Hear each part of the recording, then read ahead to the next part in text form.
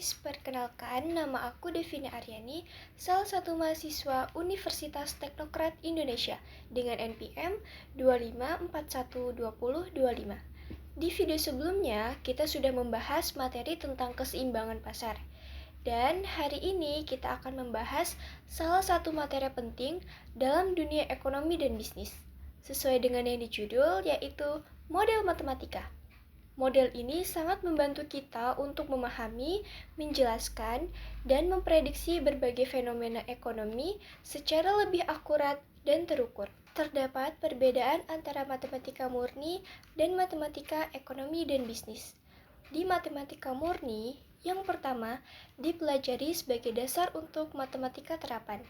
Yang kedua, penggunaan simbol-simbol pada variabel biasanya menggunakan huruf akhir alfabet. Contohnya seperti X, Y, dan Z. Dan yang ketiga, nilai variabel dapat berupa negatif dan positif. Sedangkan di matematika ekonomi dan bisnis, yang pertama, penggunaan simbol-simbol biasanya menggunakan nama variabel ekonominya. Contohnya seperti P sama dengan price, C sama dengan cost, Q sama dengan quantity.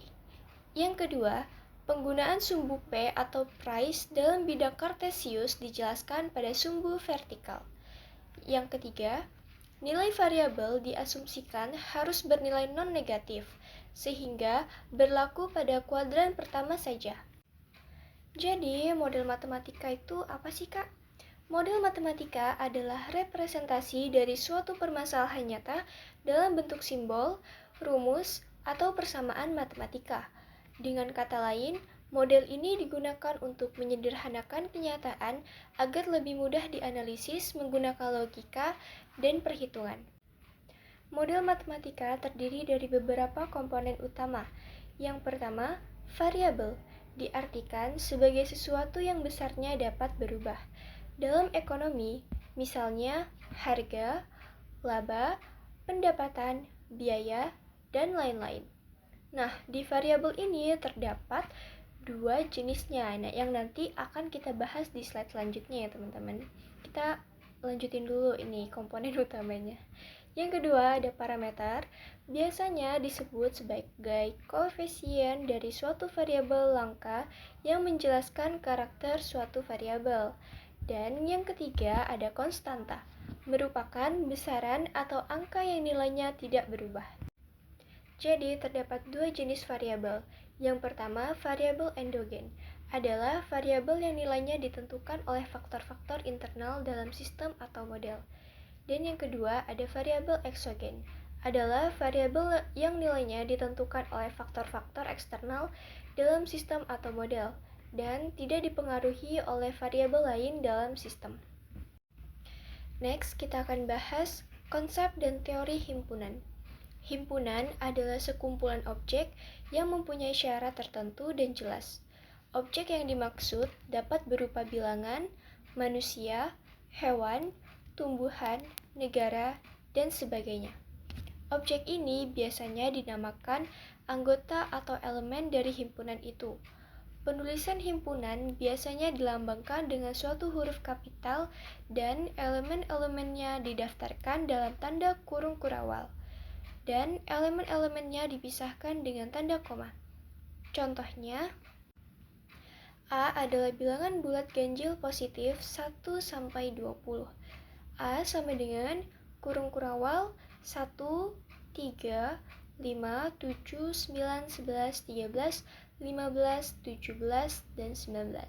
Setiap angkanya terdapat dipisahkan dengan tanda koma seperti yang sudah dijelaskan tadi ya teman-teman, dan diawali dengan kurung kurawal di awal dan di akhirnya. Selanjutnya, operasi pada himpunan. Yang pertama di irisan. Irisan dua himpunan adalah himpunan yang terdiri dari anggota-anggota yang terdapat baik dalam himpunan yang satu maupun yang lainnya dan dilambangkan dengan hampir sama dengan huruf N kecil ya teman-teman. Di sini kakak kasih contoh.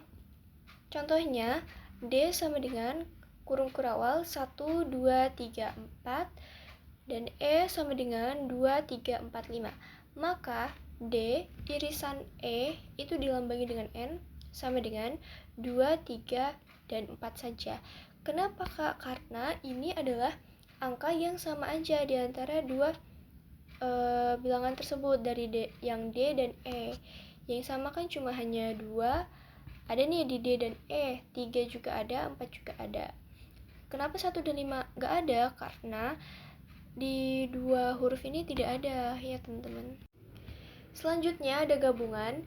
Berbeda dengan irisan yang tadi, gabungan ini adalah himpunan yang terdiri dan semua anggota kedua himpunan dan dilambangkan dengan U ya, U besar gitu. Contohnya B sama dengan 2, 3, 4, 5 dan A sama dengan 1, 2, 3, 4.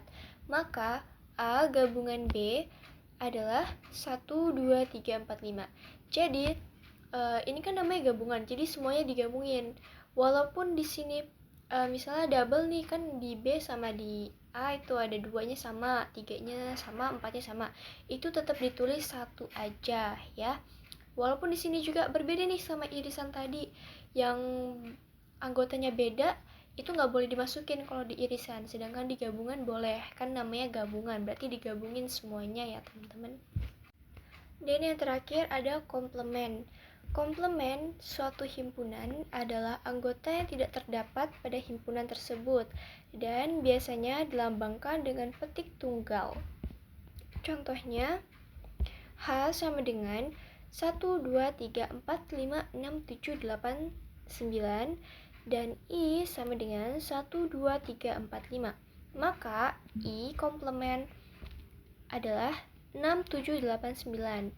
Karena komplement ini kan tadi udah disebutin nih pengertiannya, teman-teman. Pengertiannya itu adalah anggota yang tidak terdapat pada himpunan tersebut. Nah, jadi anggotanya yang gak ada di himpunan tersebut itu adalah 6, 7, 8, 9 di anggotanya H, karena I itu sampai 5 doang. Jadi maka I komplement adalah 6, 7, 8, dan 9. Nah, biar lebih paham lagi tentang materi yang tadi udah aku sampein, ini kita ngerjain contoh soal irisan dulu ya teman-teman. Diketahui M sama dengan bilangan bulat genap kurang dari 16 dan N bilangan bulat genap antara 4 dan 12. Tentukanlah M irisan N dengan mendaftarkan anggota-anggotanya. Nah, kalau misal teman-teman udah paham sama materi yang tadi aku jelasin, ini mudah banget nih soalnya teman-teman. Jadi, kita harus daftarin anggota-anggota M dan N, karena di sini cuma dikasih keterangan bilangan bulat genap kurang dari 16 dan N bilangan bulat genap antara 4 dan 12. Jadi kita jabarin dulu anggota-anggotanya.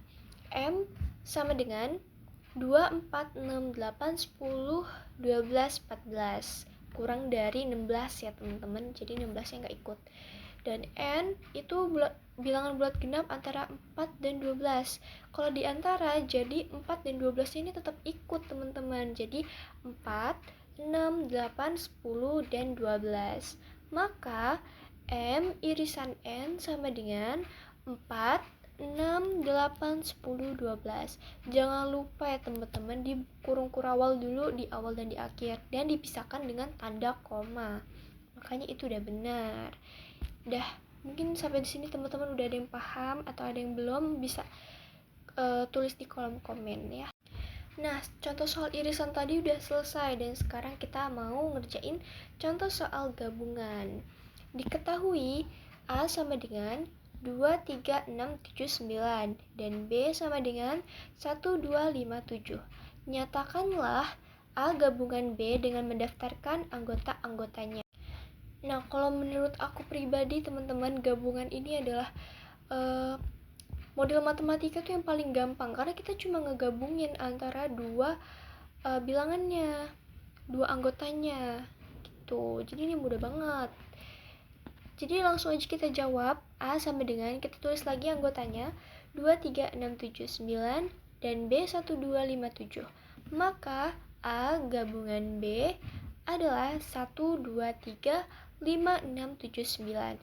Nah, hati-hati ya teman-teman, ini nih bukan berhitung 1 sampai 9 gitu, enggak. Karena ini kan di sini gak ada 4, gak ada 8 gitu. Karena kita harus teliti lagi nih. Kadang kita lupa asik sendiri nulis, jadi kayak 1, 2, 3, 4. Padahal 4 gak ada di soalnya. Jadi harus lebih teliti lagi ya teman-teman.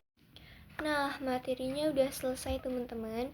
Demikian pembahasan kita tentang model matematika dalam ekonomi dan bisnis. Semoga materi ini membantu teman-teman semua memahami bagaimana konsep matematika bisa diterapkan secara nyata dalam pengambilan keputusan ekonomi dan manajerial. Terima kasih udah menyimak dan sampai jumpa di pembahasan berikutnya. See you guys!